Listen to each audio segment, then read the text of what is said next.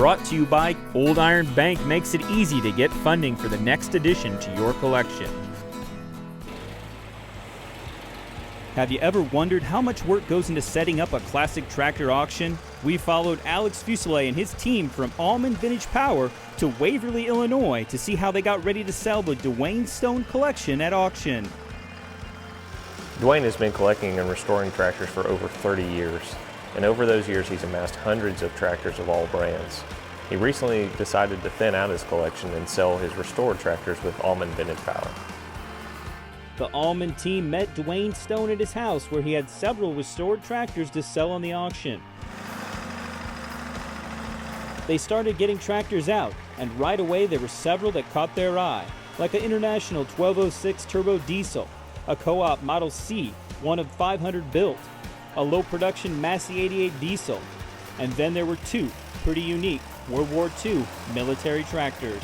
That's an SI Airborne. That's the one that they dropped out of gliders during World War II. They filled airports and filled in holes and so forth.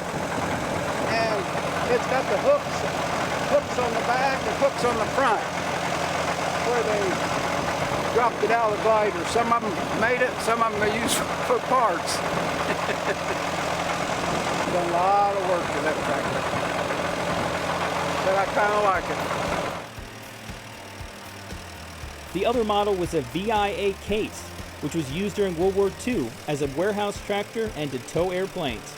Two very cool pieces of American history.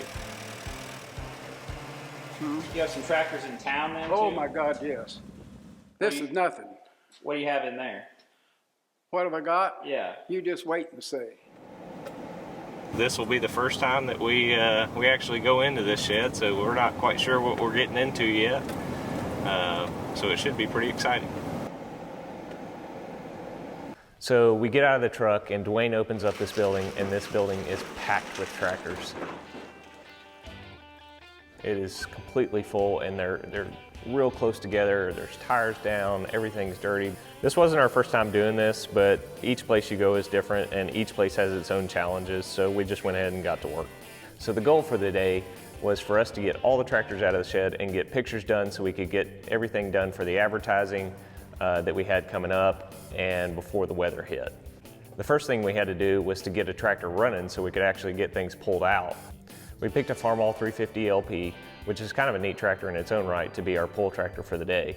So Cody got the tractor running, and Dan and everybody got set up for photos, so we were able to get things pulled out, and we kind of made an assembly line to where we just pulled a tractor in our photographing area and took all the pictures, took any video if we did have the tractor running at all, and then it had to go right back in the shed when we were done. You normally don't see very many Massey 98 GM diesels, but Duane actually had 4 of them. So it's obvious he was a little partial to Massey Ferguson tractors. This probably has something to do with the fact that he was a Massey Ferguson dealer and had a dealership in Waverly for many years. So one of the Massey Ferguson tractors that he had was actually still in his original dealership. And it was like going back in time when we walked in. Back at the shed, the Allman team continued to pull tractors out and get them photographed. At the same time, Duane tried to stay one step ahead by making sure all the tires were aired up and everything was ready to go.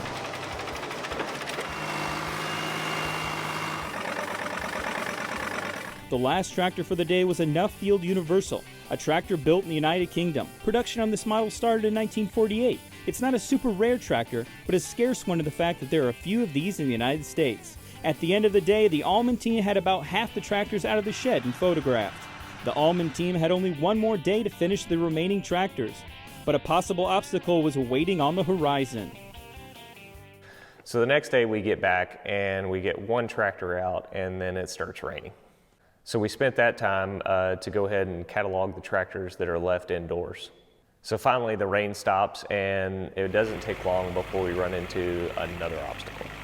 So we go to pull this DC4 case out, and of course the brake is stuck. So we have to sit there and try and get the brake to where it would release and actually roll. So we used an old trick to where we just tapped on the brake housing until it released, and finally we were able to get the thing rolling to where we could get it to our photo area and it wasn't in the way. So finally, after 2 days of work, we were able to get that last tractor in the shed, and it's always a good feeling when you're done on a project like that.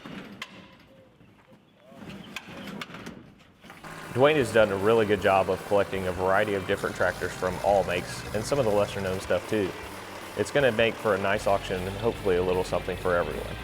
This is just one part of the auction process. Alex still has to go through hundreds of photos, get the website and catalog up, get ads to the tractor magazines, send out mailers, and all the logistics that surround an on-site auction. To see the results from the Duane Stone Collection Auction, or to see upcoming classic tractor auctions, visit AllmanVintagePower.com.